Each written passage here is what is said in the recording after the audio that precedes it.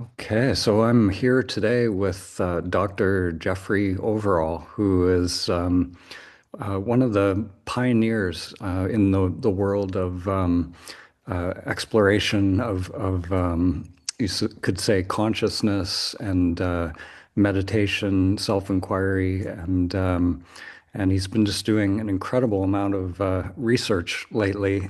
One of the things I think that I've noticed that happens when we go through our own awakening, sometimes the energy really comes alive, and one can become quite prolific in their output, or just a lot of stuff coming through. So yeah, Jeff, thanks for connecting today. And I'd just love to. I know you have a ton of stuff happening, all kinds of research papers and kind of different threads that you're kind of following in the awakening world. So, yeah, I'd love to hear just, the big picture of what's happening and what you've been working on. Yeah, thank you. Thank you so much for inviting me to join you today. So, my research, just as a broad level, is I'm interested in trying to understand consciousness expansion and the impact that that has on people's lives. I've had my own, I'll call them awakening experiences, but I also like to call them, using the terminology of just like ontological crises, where it's just my entire conception of reality has shifted and changed. So I want to understand what happens to people when that occurs. So this has caused me to really study what has happened to me after the fact to make sense of what I encountered. So I've done research on, meditation, various different types of consciousness expanding modalities like psychedelics.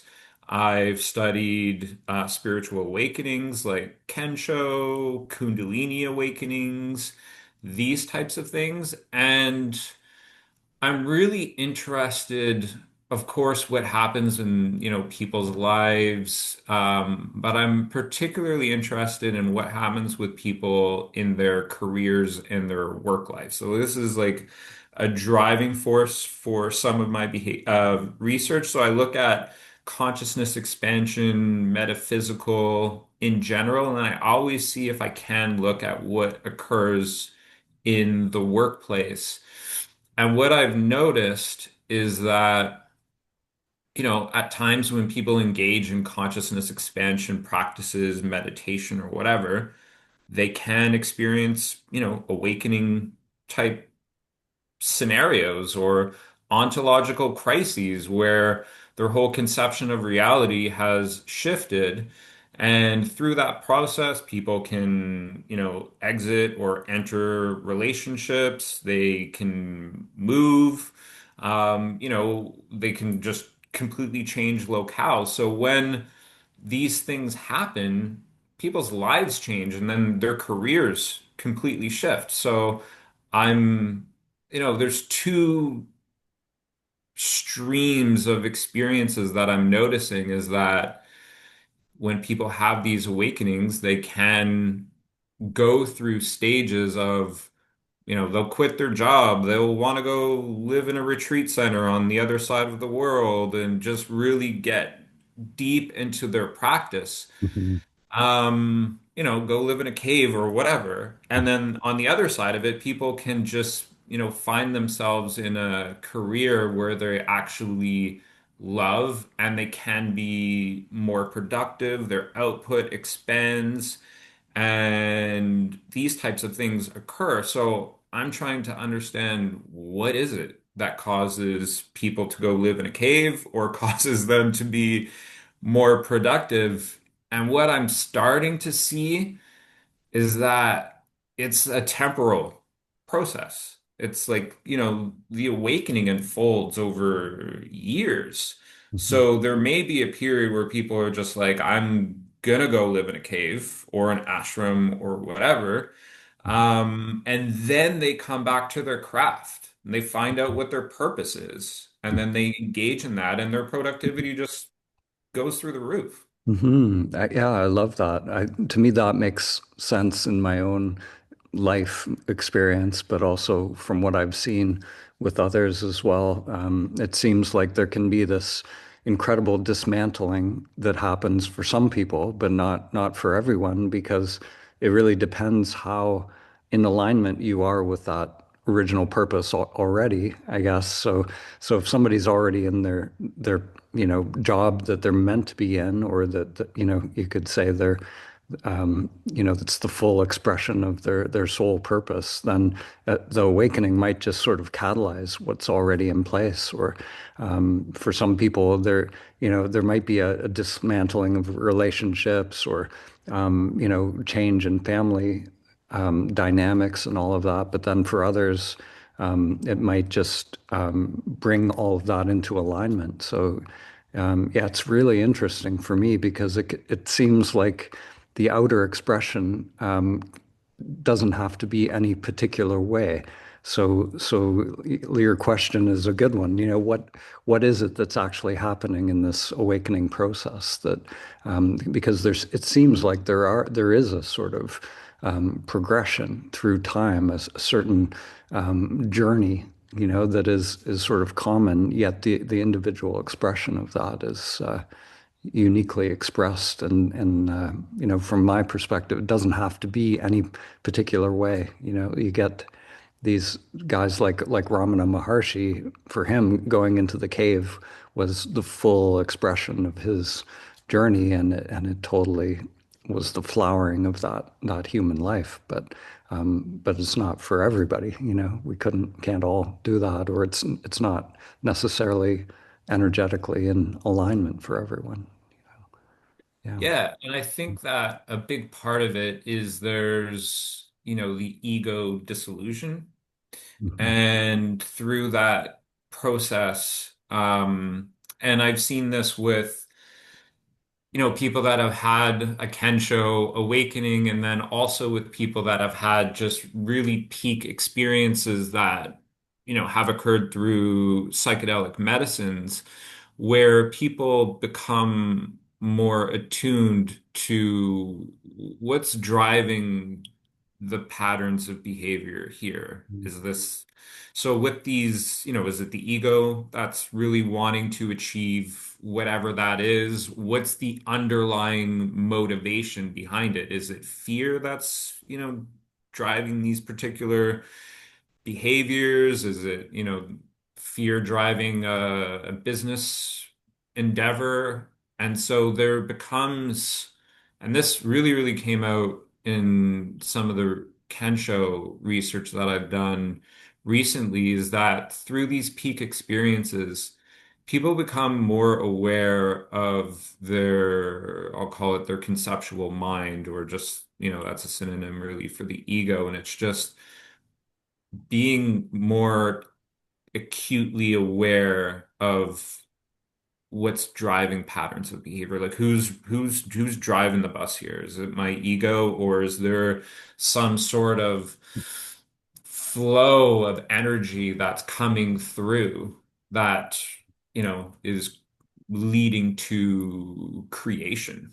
hmm Yeah, that's beautiful. I think that's the key. And when I look at these different traditions, I think there is, a progression. And you've sort of in your most recent article, you kind of talked about it a little bit, but there's these different sort of stages that we go through in the meditation world as well, or in the self-inquiry world, where at the beginning it's sort of about healing the self structure, and maybe just quieting the monkey mind, just achieving this tranquility. So you have the kind of traditional systems like the shamatha, or tranquility meditation. But then going deeper, we come into the somatic field kind of practices like vipassana, and coming face to face with what's actually in the unconscious.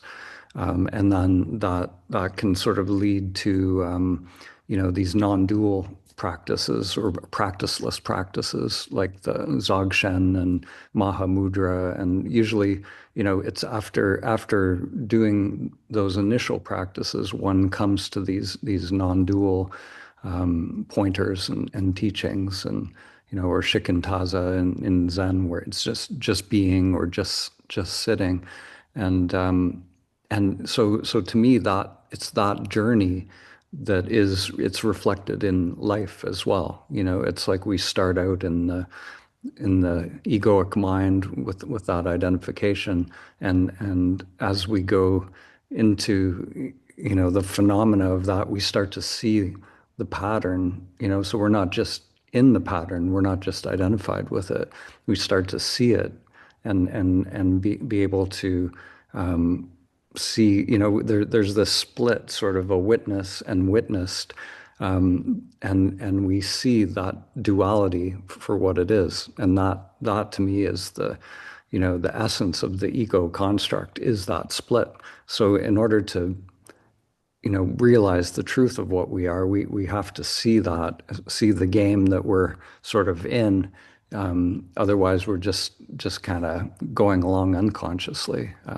So to me, that first step is just seeing the patterns that are in play clearly. Yeah.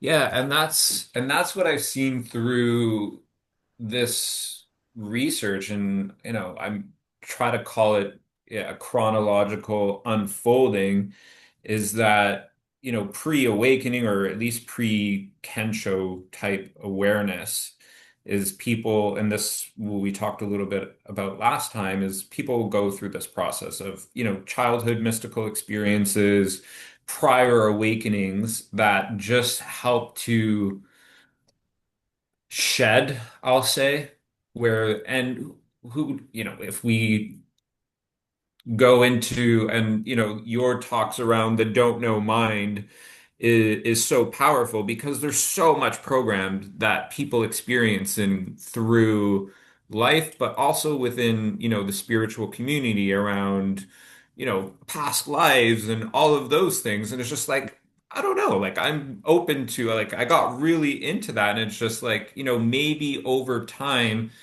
you know, lifetimes or whatever, people will experience these sheddings of that ego self structure. But if we zero in onto this life that people experience, it's almost like a ceremony where the prior awakenings or the mystical type experiences really create this foundation for that awakening to occur. And then when awakening occurs, in that moment, or, leading up to that Kensho experience, there's all of these karmic patterns or these samskaras that come from, the subconscious, become, there's an awareness of those.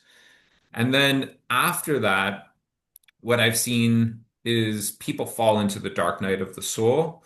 Um, and that's a whole process. And I've just written a paper on that as well.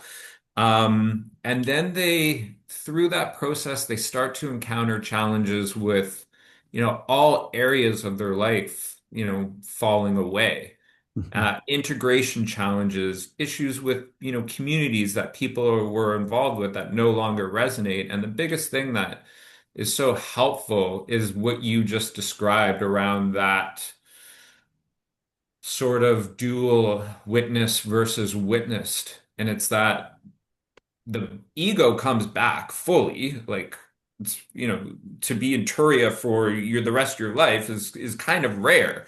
So I would say so, yeah.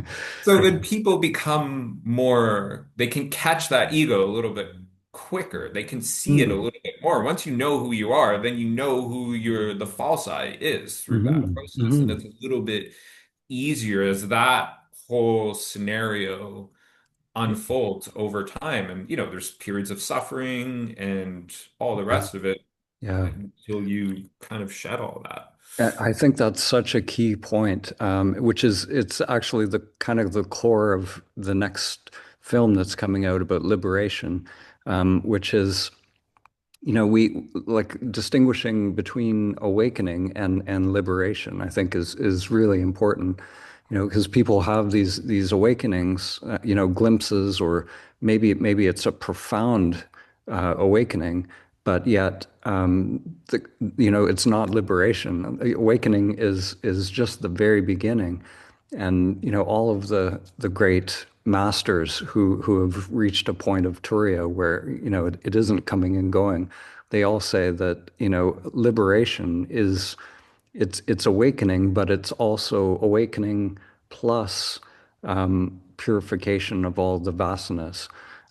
So that deep embodiment that happens after awakening it's an ongoing process, and it's a discovery process as we go into life, because those vasanas, a lot of them, we don't even know they're operating until the right life circumstances come along, and that that tendency, whatever it is, the psychological tendency to react or identify the circumstances trigger that, and then we get to see that that's in play. And it's so important that people realize after a profound awakening or a kensho, they get to now go into life and see where all these vasanas are hiding out. And quite often, when those things get triggered, people will feel like I'm failing somehow. It's like I've lost it. I'm regressing to my ego, but it's actually that awakening that's created that kind of space to be able to witness what's happening now. So when these things come up, it's not a failure. It's actually that is the path. That's exactly what needs to happen. But if we don't understand that process, then there's this resistance that can happen, and that you mentioned the dark night of the soul, and that's really the dark night is that resistance. It's when we're and that's the ego resisting. Of course, it is the resistance. So yeah. So I'd love to hear more about your like in the first Kensho research study, you the purpose of it was to sort of identify the things that will be more likely to lead to, the question was, what do people have in common, who have had a Kensho experience? So there were certain things that were making it more likely to experience Kensho, and certain things that made it less likely as well. So maybe if we can just briefly kind of touch on that, because the Dark Night of the Soul was a big part of that as well, and I'd love to yeah, just hear what you're exploring with that now as well. Yeah, so with the initial trying to understand what are some of the, antecedents to a Kensho awakening, and what was observed in the model that was created was, peak suffering really is what Yeah. definitely leads to that type of experience. So, people will go through emotional trauma, and, the dark night of the soul and these types of things. And then through that process, there was a seeking within the self. So people just shifted away from, looking outside of themselves.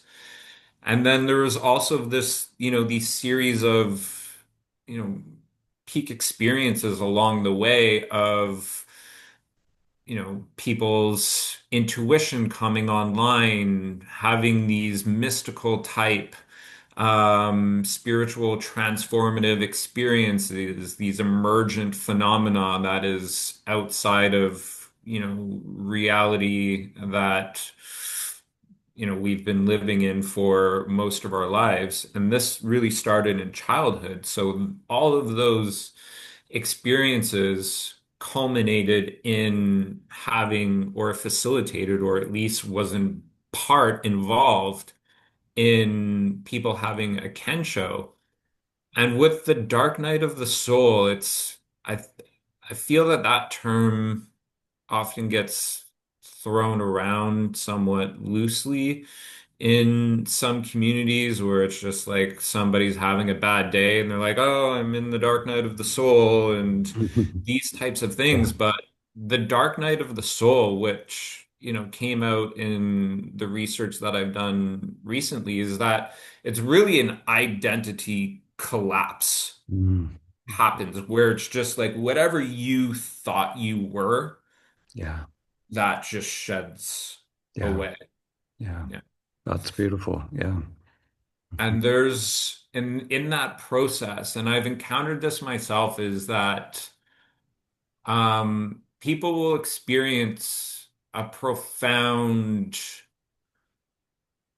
I don't know, crisis of faith, Mhm. where it's just like, their reality is completely shifted and they just don't know where they're being guided. There's an element of fear. It's like the river's flowing and they're in it, and there's like an element of resistance to that. But all of that really just falls away. And it often, like, there was five specific forces that came out of it.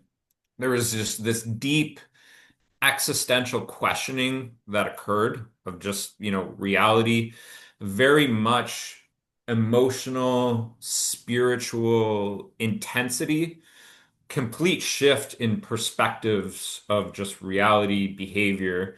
And then through that process, there was somewhat of a new framework that was being developed. This is some, you can put that through the lens of a spiritual framework. And then there was just this capacity for growth after that crisis. And this is like just a natural phenomena, is like, I look at the dark night of the soul as just a contraction. And in nature, it's natural that expansion follows contraction. I mean, just like the birthing process in and itself, contraction allows the baby to emerge. So that dark night is really a birthing of whatever was before. All the metaphors like the caterpillar into the butterfly, these types of things. Hmm. I love that. The expansion and contraction, like the breath. And I see it as like from what I've seen, just watching people go through the process. Sometimes, getting getting the glimpse of our true nature.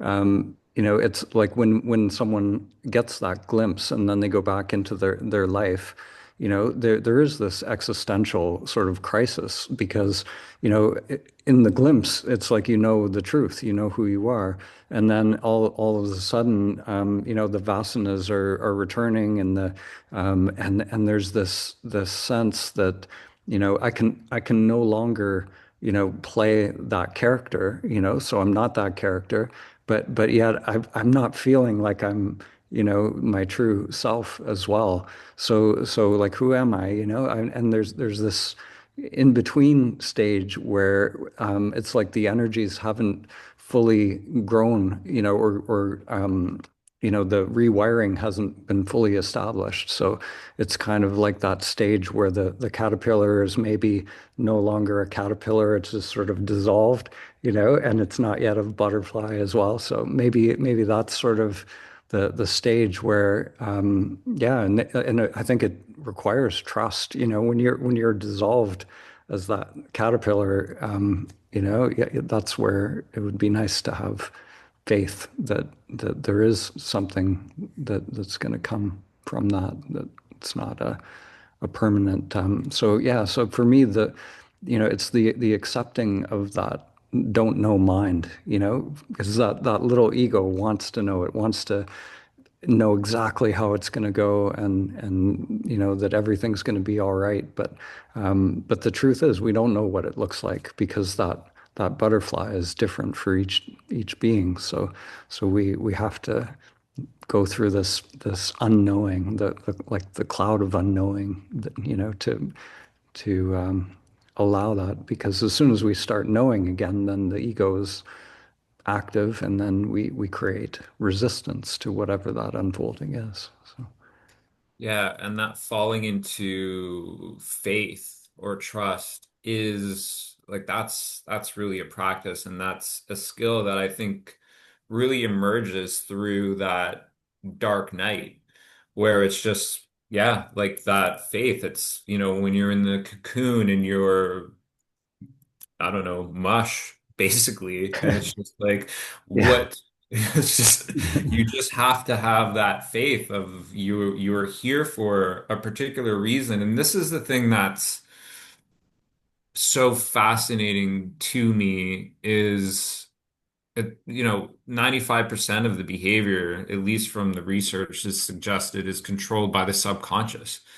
So Mhm. it's really like, and then, we have these things where people are talking about self-sabotage or, um, people will ask in a dark night, how did I get here? And they don't know where they're going. And that fear is really driving that pattern. And it's like, it really kind of forces a humbleness, a humility, and then the only thing that some people have through that process is faith, is trust, is that, okay, I'm being guided for a reason. And then, through that process, it's just life occurs, and then, you know, something will happen, and then you can have a realization, maybe another type of peak awareness experience of just now I understand. There's an aha that eventually emerges to an understanding of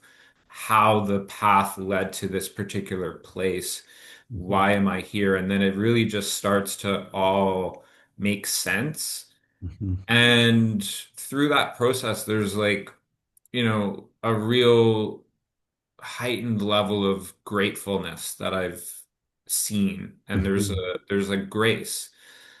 And Mhm. it ultimately just happens when you're present. Like when you're present, you can feel that grace.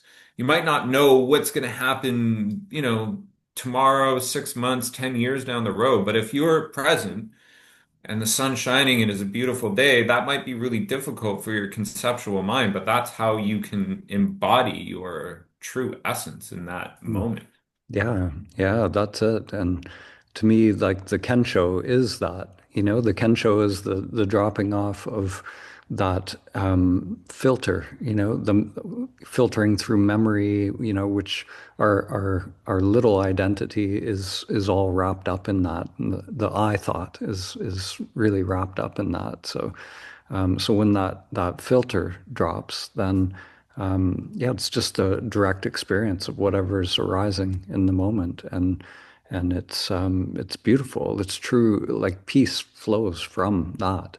The more that I thought, which it is just resistance to whatever is in the moment. It has its own preferences, and it's just made up of preferences. So when that drops away, then there's no resistance to what is. It's just a direct flow of life in the moment. And yeah, and that's it.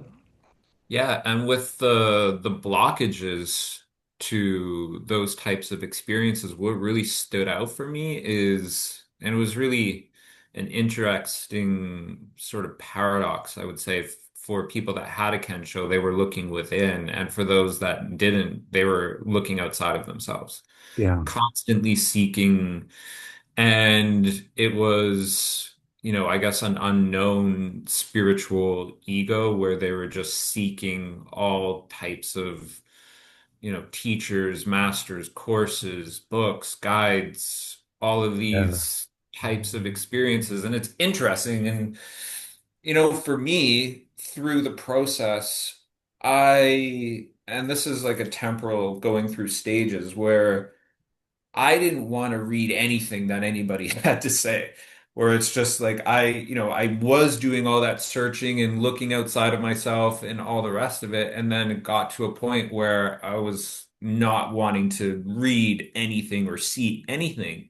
Hmm. And then again, that shifted. Like now I'm in a space where I'm just trying to, I'm going in a different direction. I'm, looking at least for me now, I'm looking at what's been said over the past 2,500 years on these types of topics and these types of things, going to the sacred texts and all of these other things.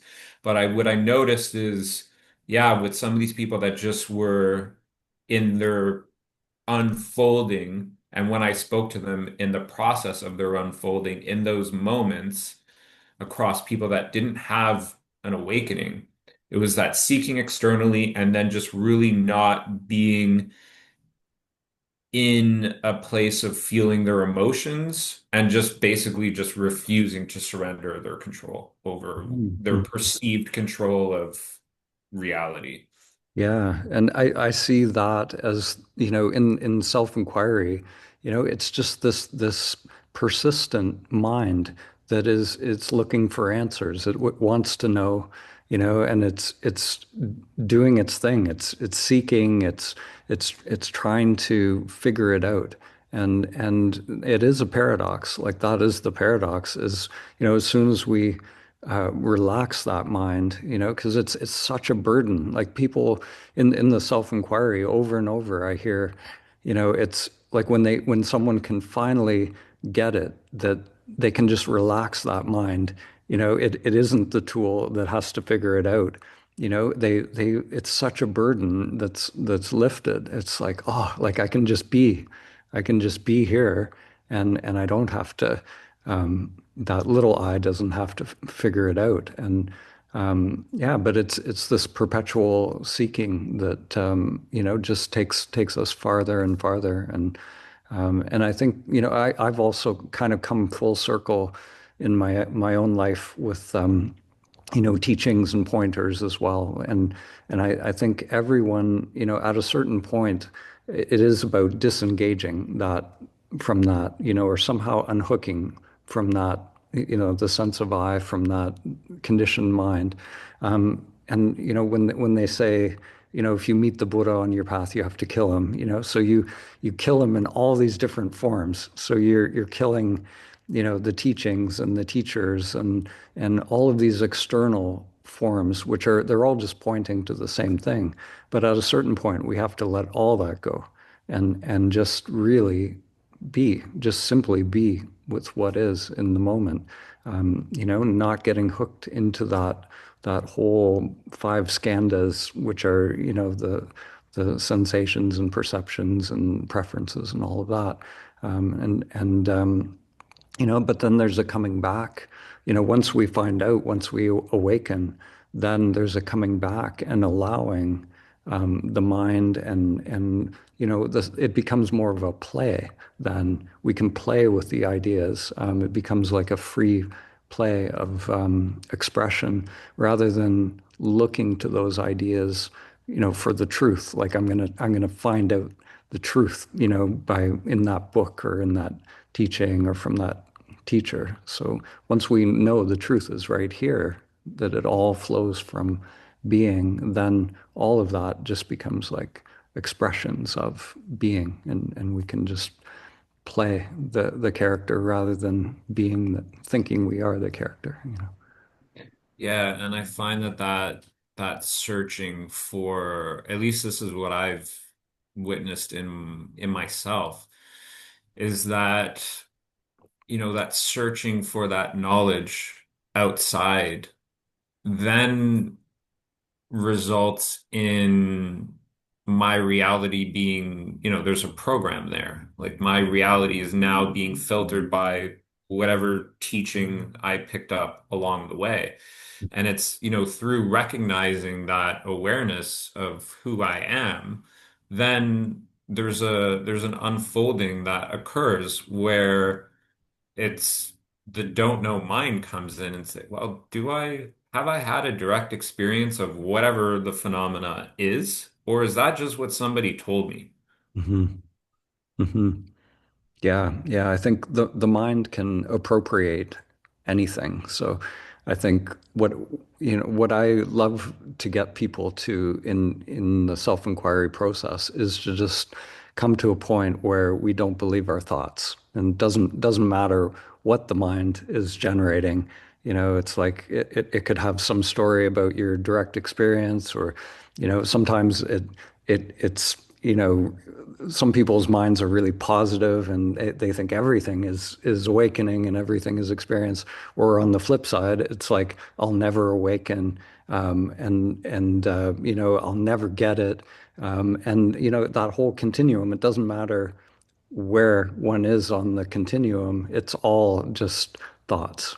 So it doesn't, so if we just don't believe any of it, then it's like there's an interrupt in that endless cycle of, focusing on thoughts and putting, it's just where we put our attention. When we put our attention on that world of thinking, then it gets energy. It just keeps going forever.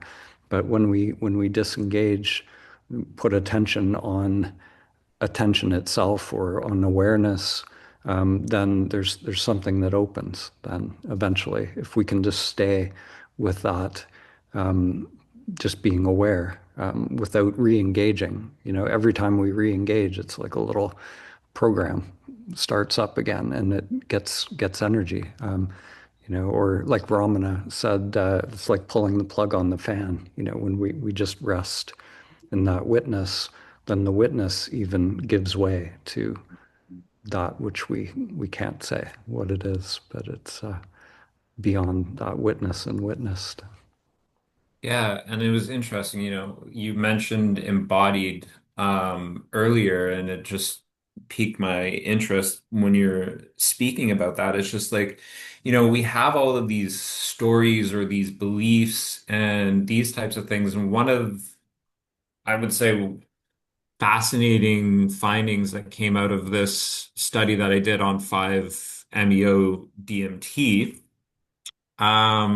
which for people that don't know what it is, it's just a synthetic version of the Colorado River toad. So there's a lot of memes and pop culture where people are licking the toad basically. So it's just a synthetic version of that. And this Known one, as Bufo, right? yeah, Yeah, Bufo. Bufo, or yeah, 5-MeO. Yeah. Yeah. And, in psychology, there's this whole idea that people need to be embodied. Like they need to fully be embodied to heal themselves, heal their traumas and these types of things. Um, and it's really interesting is that I take a step back and I look at modern psychology and it's really, 150 years old, at least in the Western context. So a lot of these are beliefs and stories. And what came out of this study is that, disassociation and ego dissolution. So really just like a fully disembodied experience was so profound in healing people's traumas. And this goes completely against like, you have to be embodied, all the somatic therapy work and all of these things. It's just like, yeah, that is important for sure, but there are scenarios where people will go through a complete, flood, like just like a full release basically of the ego, going past a point of just where you're in a state of basically like obliteration. And you can have an experience then where your trauma is perceived in a completely different way. And then you come back in your embodied state. Yeah. So there's just this, even in the healing process or in psychology, where it's just these ideas of, no, I have to be this. And it's just like, the don't know mind is allowed these experiences to flow. And it's just, maybe it isn't such a rigid situation where you have to be embodied, not to just throw out all the somatic therapy work, but it's just in some instances, depending on whatever the trauma is, and this is, just the first study of many, that disassociation can help heal trauma. Mhm. Yeah, yeah. I think Nasargadatta had a beautiful way of speaking about it in his book "I Am Not," and he said. basically that, like we can work on the self structure, endlessly, basically. And it's to me always a work in progress, so there's always going to be some healing and because it's wiring. It's like it's a living organism. So it's always evolving, and it's never perfect. But at the same time, I'm not limited to that. Who I am. If I'm not the self structure, then, if I'm awake in any given moment, it actually doesn't matter. If I'm fully awake, of course, this is the paradox. It's like the more that, that wiring is sort of dysfunctional or out of alignment, there's a rigidity or a density or a resistance there. So those are the conditions that make awakening less likely, but it doesn't mean, if we take 5-MeO DMT, all of that just drops away instantly, or we do a 7-day retreat, we can wake up, and by waking up, the longer we stay awake, the longer we stay in that space. We know, in psychology, they say, the neurons that fire together wire together, and all of that, the neuroplasticity. So when we're in that state of presence, we're rewiring this avatar as well. So to me, it is this embodiment, sort of paradox where, the more awake I am, the more this embodiment is just happening, and the more I work on that, the more awake I'm going to be. So they do go together, but we can also just endlessly work on, if the mind is involved, if I think I have to heal every trauma and every wound, and do all this work, it becomes a project for the ego rather than something that is just happening. And I think there's a real danger there where, again, the ego can appropriate that as just another project. It's like heal. If I want to be liberated, I have to, purify every vasana and do all this stuff. But to me, it's a byproduct of awakeness, and awakeness is a byproduct of that. And it is like this sort of, always being Buddha, always becoming Buddha. It's the paradox of life. Yeah, and that's something that I've been really witnessing, I would say, probably recently in the not too distant past as well, is all of these paradoxes Mhm. where it's not, and that's really just, the non-duality perspective is it's this and that, and they're the same.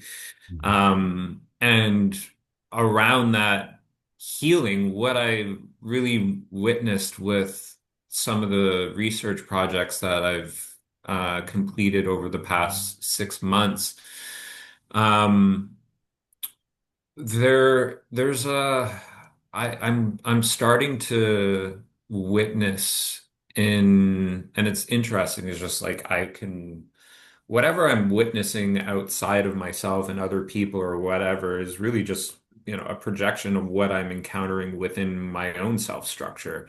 And it just becomes to a level of awareness. And in my journey, I went through a period where I was doing that. I was like, I have to heal everything. And then, the archetype of the inner child and all of these things, and have to go through all of this healing process. And now I'm looking at it differently because I've been able to witness through my research is that I can see in some of the spiritual communities that there's a belief that everything needs to be hard. There's suffering that needs to occur ongoingly, and you can see this within, plant medicines where people will do like 1,000 ayahuasca journeys or Right. or whatever. And Yeah. and what I can see is that there's like it's almost like a masochistic addiction. Hmm. Hmm. Absolutely. Yeah.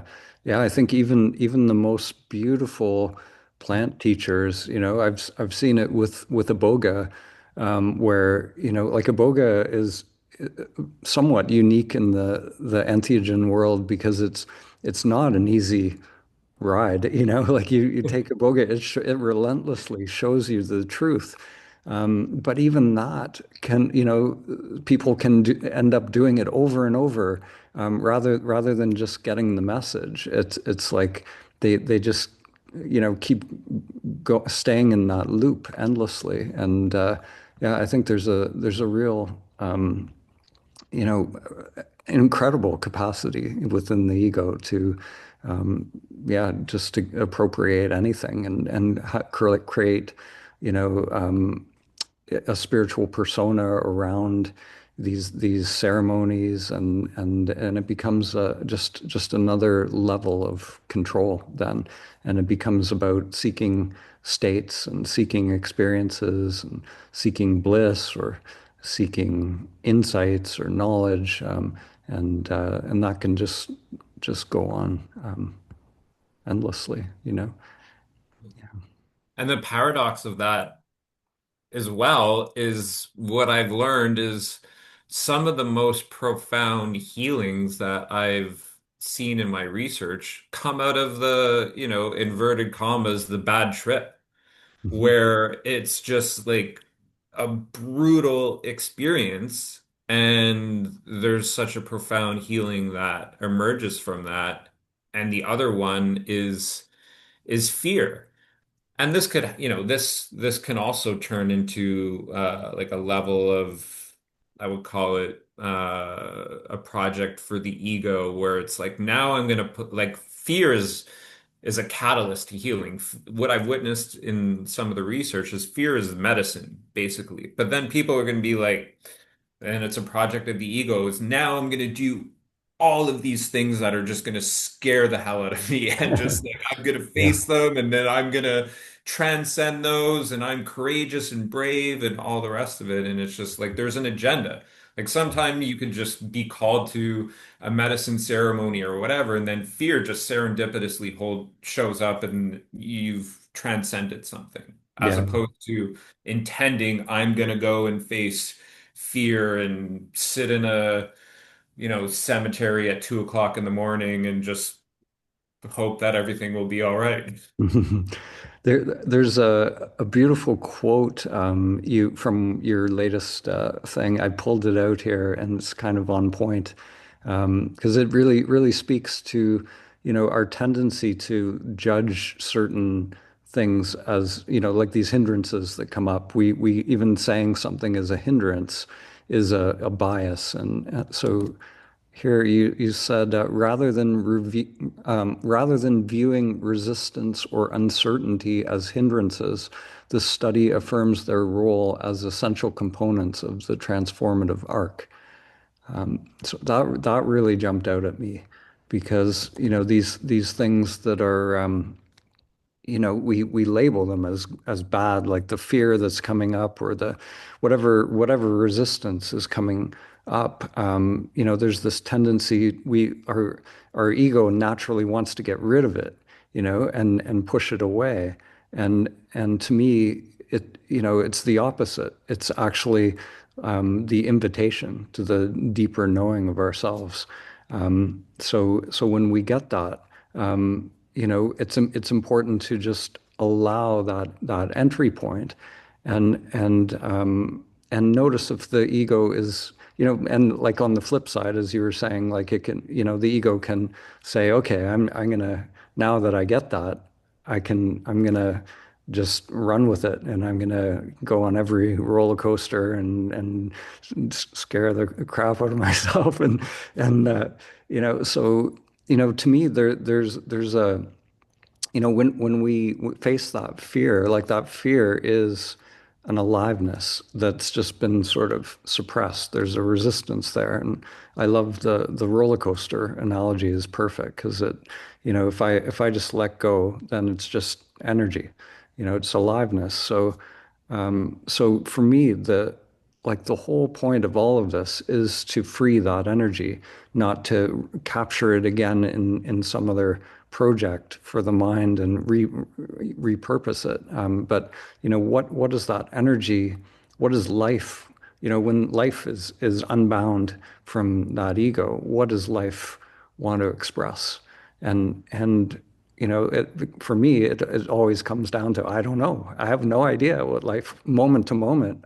I have, if I'm in a don't know mind, there's this sense of awe of when that energy is just coming through, and that's the place of samadhi, or like a true allowing of that is samadhi. It's just being in that flow of life without that little mind knowing or controlling, and that's the mystery that we can live.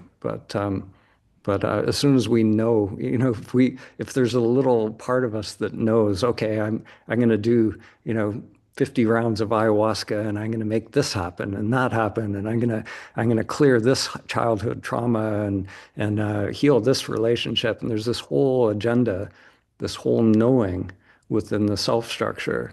That's when it's just an endless game for the ego. It's just another level of ego to play that. Yeah. Yeah, and then there's that, and I witnessed this through my own self-inquiry where a Kensho will unfold in this particular way, and then the mind will then, oh, there's a prescription now. I sat in that chair, I was facing the window, I was in a dyad with this particular person, so now I'm going to replicate that.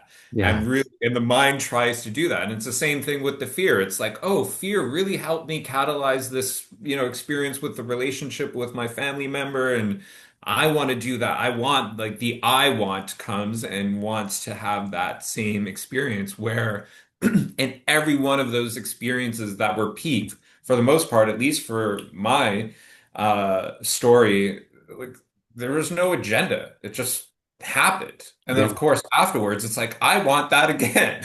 Yeah, yeah, yeah. And the mind will even say, "I did it. I made that happen." And this is how I made it happen. And yeah, I know it's insidious. And I think like the conditioned mind, it really is like Maya is this sort of incredible process of simulation. The mind is just the simulator. So something happens, and then the mind will just replicate in this facsimile kind of way, and creating, with thoughts and beliefs, and so it's like making a little movie or a story about something that is more direct, more real, or more alive. And it just does that over and over. It's just simulating constantly. So to catch that, is and to see that that mechanism is happening continuously, that's liberation. When we see it fully, and then know that there is an end to that if we just make it fully conscious. But I think that making it fully conscious is the sticky part, because there, I think, like Charles Berner, who the creator of the dyad process, he talked about how, there are these, stages that unfold as well. Like when that energy becomes free, in us, there's a whole new structure that's being developed. This whole tree of life, or inner lotus, and it's this tree, the energy is connecting us to all these different aspects of ourself. So all these transpersonal levels and higher worlds and hidden dimensions, and we literally wire into all of that stuff, and over time there's a development process.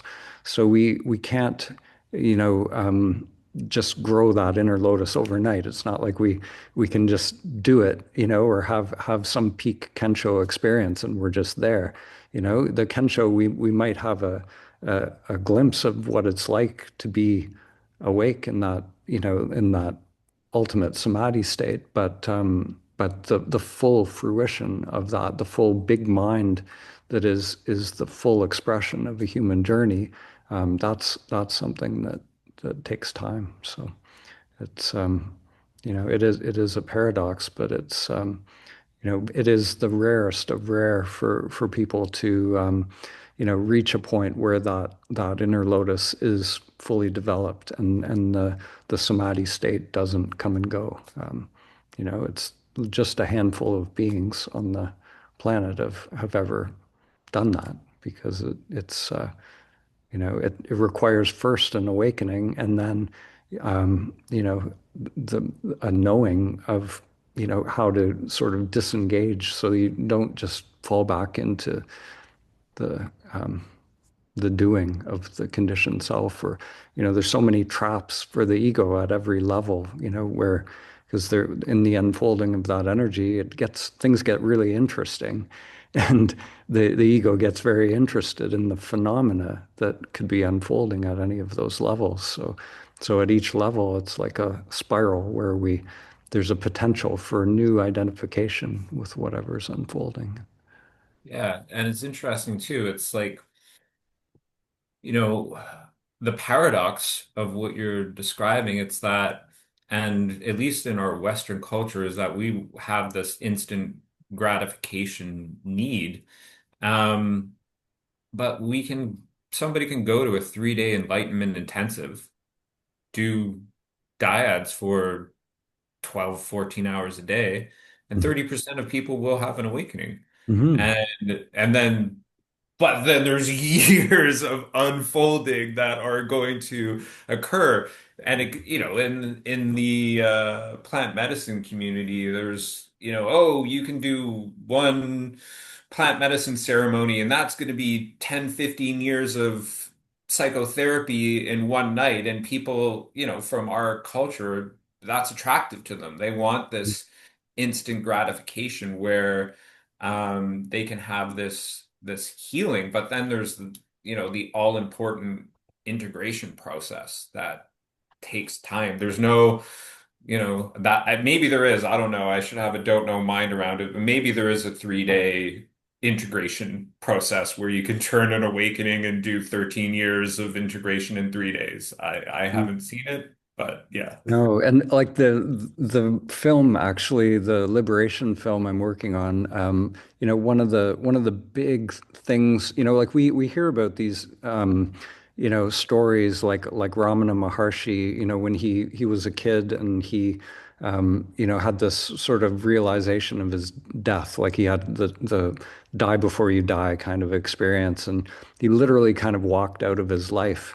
And but what people never hear about is that he spent 10 years, like in the deepest meditation, doing this sadhana, in a deep samadhi state, like purifying his vessel. So you get a lot of the kind of neo-Advaita teachers who make it sound very simple, and it is really simple. It is, the being that, you always hear that, the being that you're looking for is right here. It's already enlightened. There's nothing to do, and all of this stuff. Which ultimately, from an absolute perspective, is true. But Maya is persistent, So there's a real, like, if we really are trying, if our path is one of liberation, if you look at the ones who have actually realized the full human potential, full liberation, it's nobody gets an easy ride. I haven't seen one person. Their stories are ridiculous. Like, they're either getting, like they're the Buddha, facing Mara and every human temptation, or Jesus getting nailed to the cross. Like, these are high level, stories where it's not, it's not just a quick realization. There's a, and all of our energy, all of our human capacity is on the line for that type of a journey, and it's not everyone's journey. You know, everyone has a unique flowering of their being and their potential. So these are, you know, some of these beings like Ramana, they were showing us a preview of what's maybe possible for humanity. And my feeling is, you know, we're now what we're doing, we can be sort of like stepping stones for others in the future. They can you know, they're going to be beings that have incredible potential that we can't even fathom at this point in the journey. You know, I think in terms of our human evolution, we're in a we're just coming out of a really kind of adolescent kind of egoic stage in you know as a collective right now. We're just starting to wake up from that collective ego delusion. So. Yeah, and what I witnessed just from my own self on that point, it's like after my, I think you're being, I don't want to be cynical. I do think you're being generous in calling it adolescent. After my awakening, at least for me, I was like, I'm an infant. Like I'm literally like I can't even like I'm such an infant I can't even hold my head up myself. I'm like literally learning how to live in this reality anew. And so that was my experience. And, you know, from what you were saying about how it can be uncomfortable going through this process, it's not everyone's experience, but at least what I've seen across, you know, these multiple projects and studies that I've conducted, you know, one truth really becomes clear is that transformation, or whatever that looks like, spiritual, psychological, or whatever, rarely comes with comfort. Mhm. And it's really just comes through the surrender, the disintegration, and ultimately the courage to just face that whatever's lying within here. Yeah, I think that's really what it comes down to. You know, when I look at the retreats and the people who have that willingness to just feel everything, to allow everything, you know, if there's going to be a clearing of energies, and it's always, you know, this willingness to just, you know, be on the cross kind of. I always, for me, that image comes, I think, from my childhood, but it's, you know, just that willingness to just be on the cross, just allow the ego to not know, you know, it feels like a kind of death to not know, to not be in control, to be uncomfortable, and to allow whatever flows from there. There's always an unfolding. Then when we can truly accept just whatever's arising, you know, and it tends to be, you know, when we start to inquire, you know, it tends to be all the things that we've not wanted to experience that come up to the surface. So it's all the things we've pushed away. So Mhm. yeah. Yeah. And it just comes from just, you know, it might sound easy to just let go. Like, Mhm.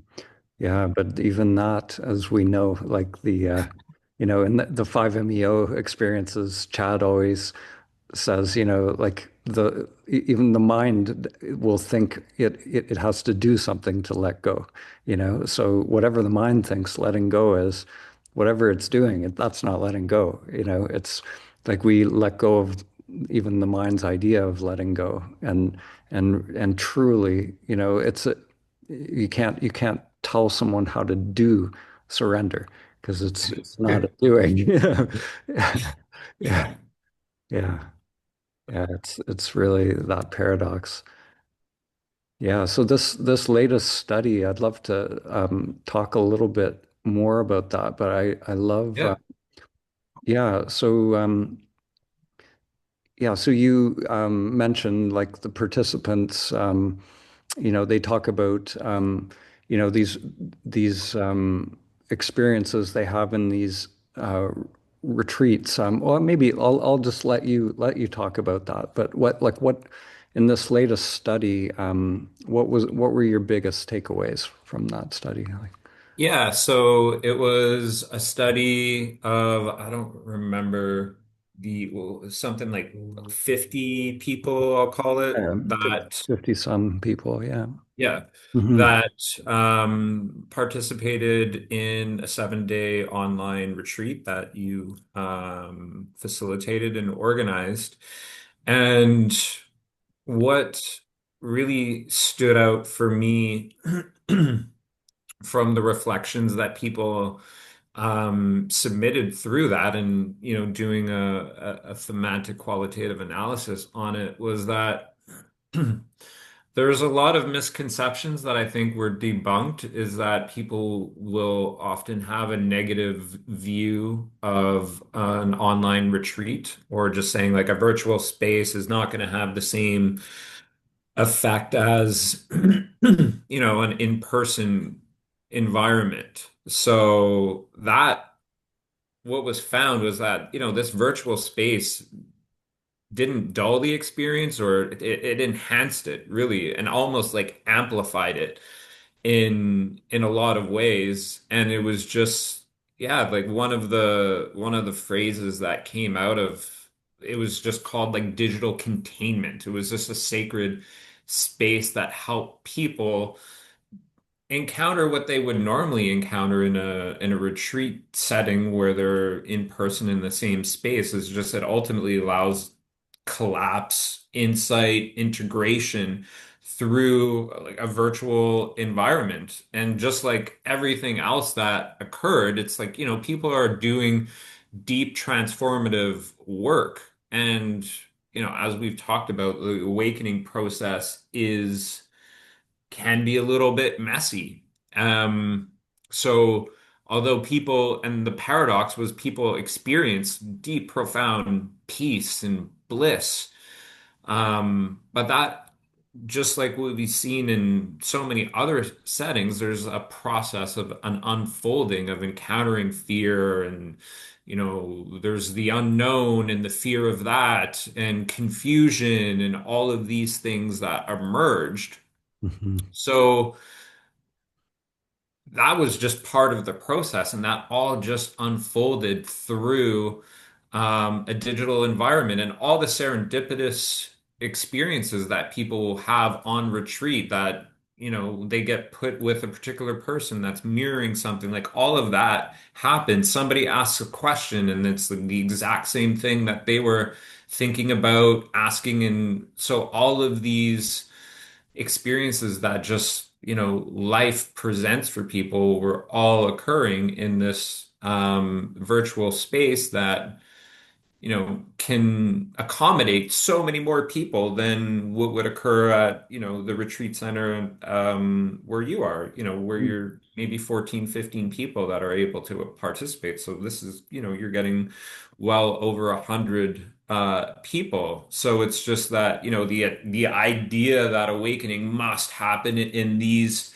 prescribed settings just came out to be just bunk. Like, it was just false. It doesn't need to be silence, doesn't need to be seclusion, doesn't need to be in the middle of the jungle. Although all of those things are awesome and they can occur in that, but for people, for whatever experience that they are currently finding themselves in, to do it in a digital space is amazing. It's just like, it really just involves the right structure, having the right intention in place. Hmm. And it's like, yeah, like a Zoom room can be that holy ground. Hmm. Yeah, it's been amazing seeing that it actually works. It really like the in-person retreats at the center. We had these main components like the self-inquiry, daily meditation. Then we had iboga microdosing was always a part of that for the last few years. And from my perspective, it seems like that like it's really interesting with the microdosing in the in-person retreats. It seemed like it was maybe a deeper dismantling. There was definitely a benefit to it. So maybe some deeper purification, uh, possibly deeper release of energies and traumas and that. But I think in your first Kensho study, one of the interesting things was when it comes to awakening.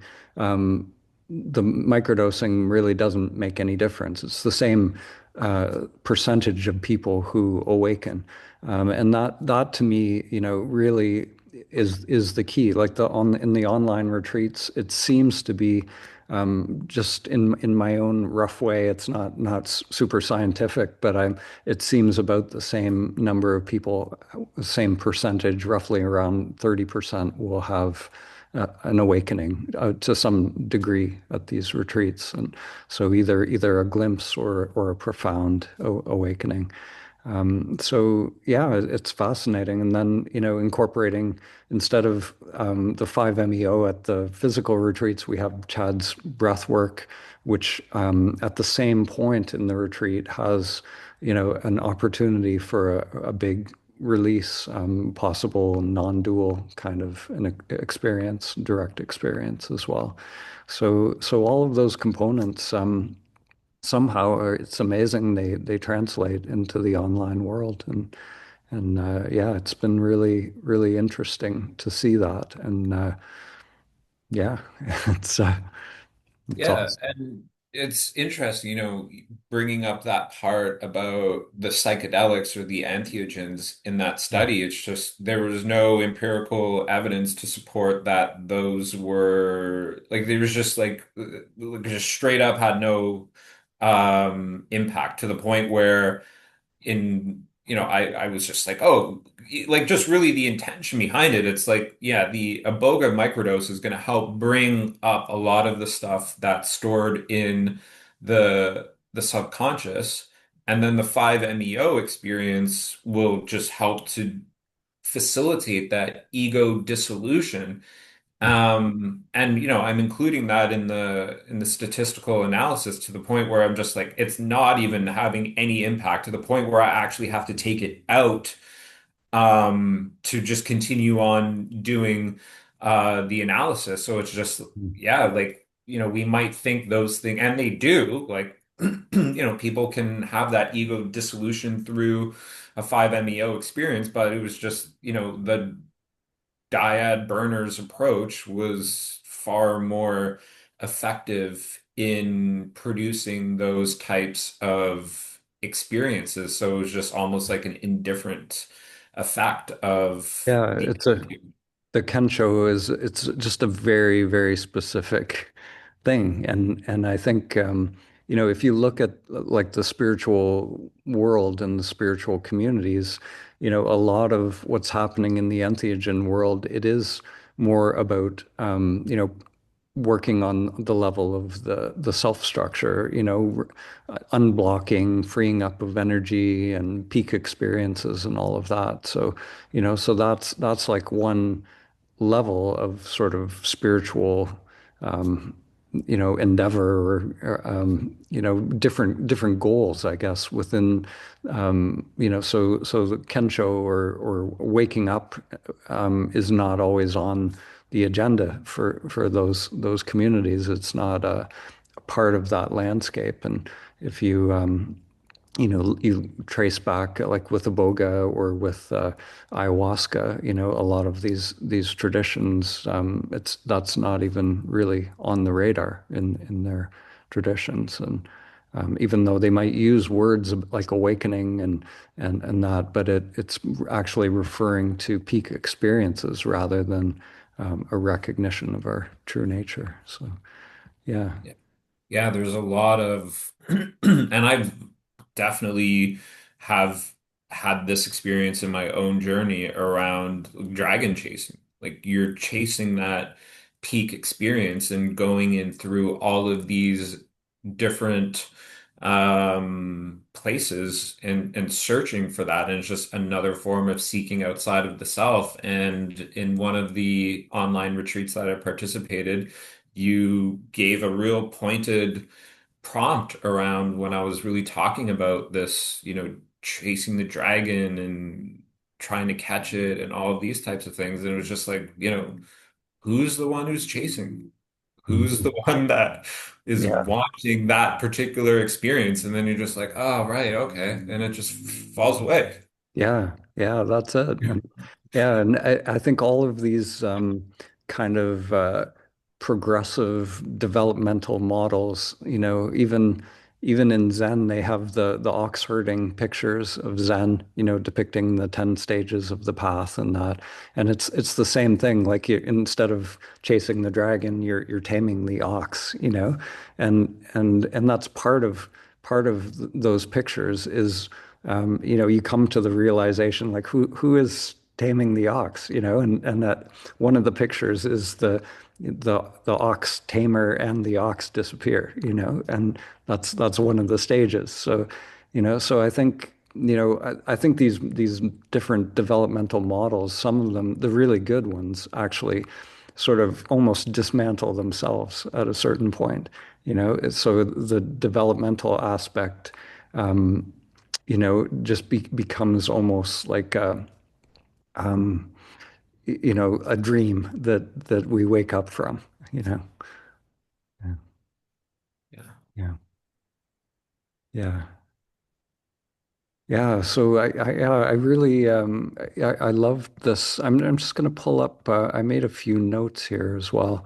Yeah. Mm, yeah, so for me, you mentioned like there were this kind of goes back to my own experience as well. Like I spent probably 10 years, after a certain sort of peak experience, like a Savakalpa Samadhi experience, I thought, I had had an awakening. I used that language but it was like a union kind of experience.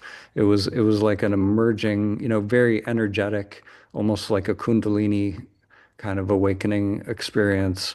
But I thought that was it. I didn't know there was anything called Kensho. I didn't know that, so for me, I spent those 10 years trying to get back to that experience.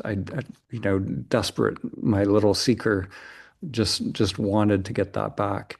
And in your yeah, some of the notes I made in this study, which is it's you really went in depth with this, but I think you really hit the the paradox of all of this. So there's this the doer that we realize the doer is the false self, so that doer gives up the seeking.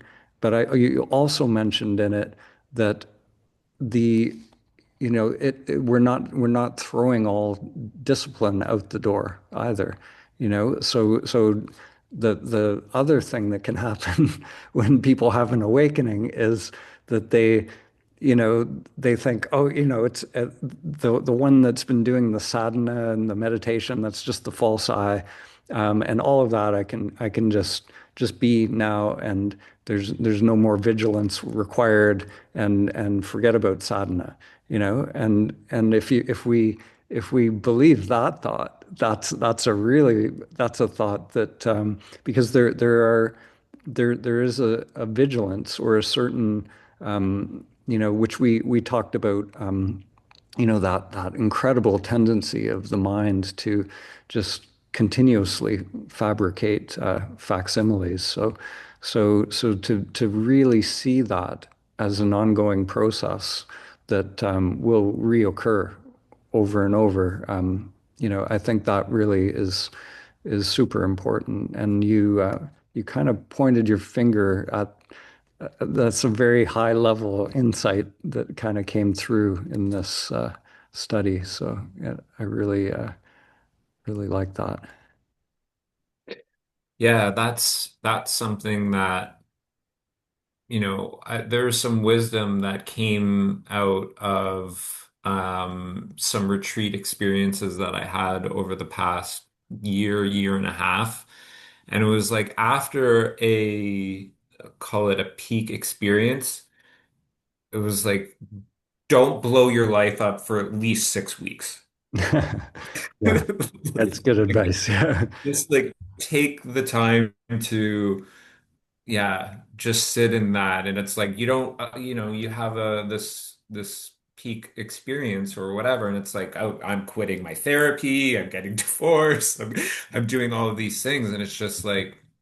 And I mentioned earlier, and it was like I didn't want to read anything. And it was like I didn't want to, and then there's an element of rigidity in that. And the natural unfolding for me was, okay, now I'm ready. Like now I'm gonna go into the wisdom keepers and that have that sacred knowledge, and I'm gonna be pulled into what that is going to Yeah. teach and show me.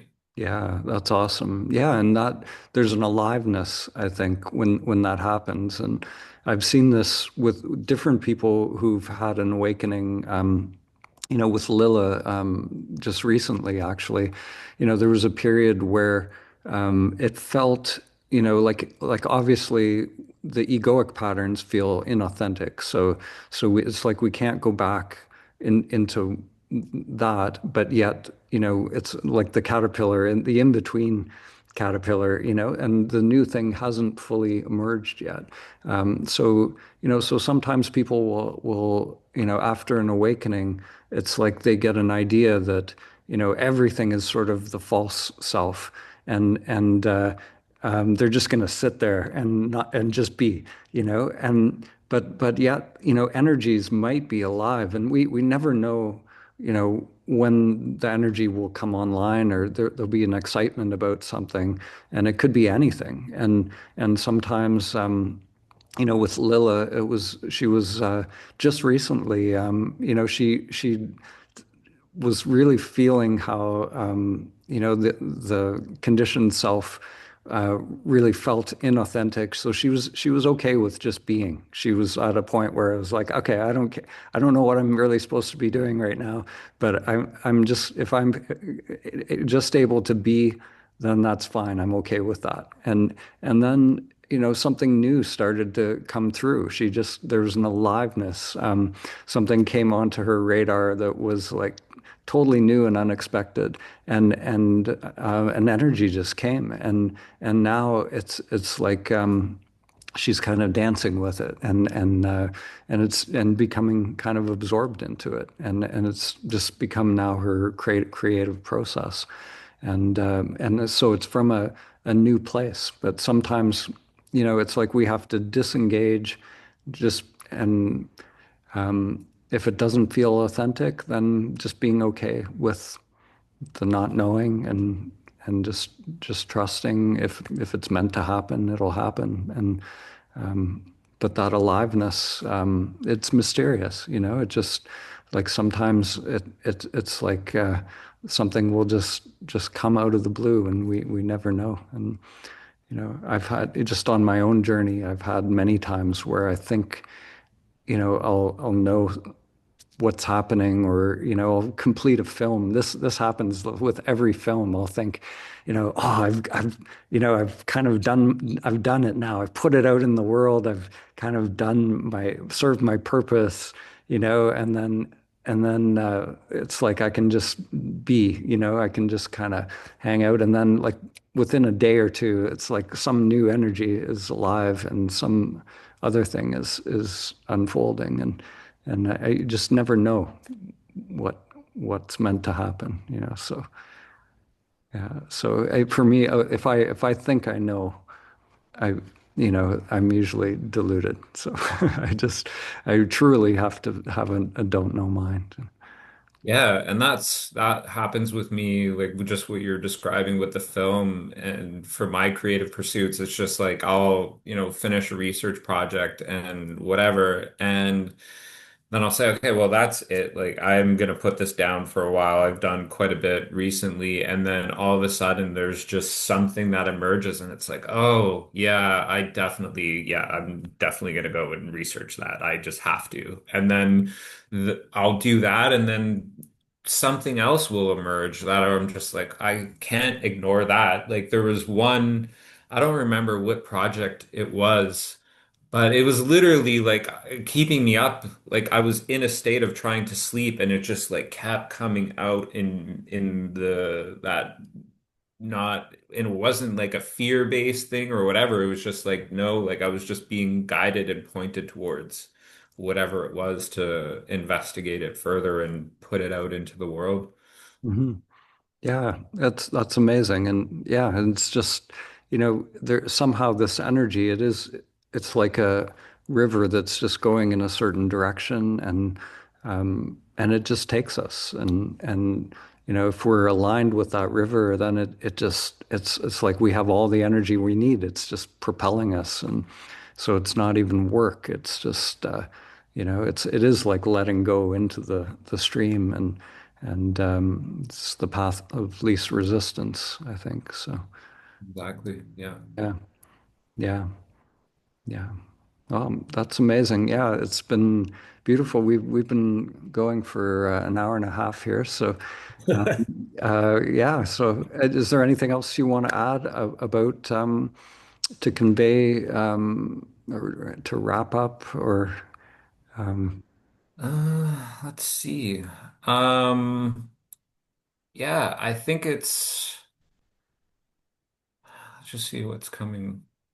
Yeah, I mean, I just think with this process, it's just surrender and kind of follow whatever you're being guided to and, you know what your conceptual mind and what your ego is up to. And I think really for me and what's come out, at least for the research that I've been doing, is that, the real journey kind of starts when we just figure out who we are.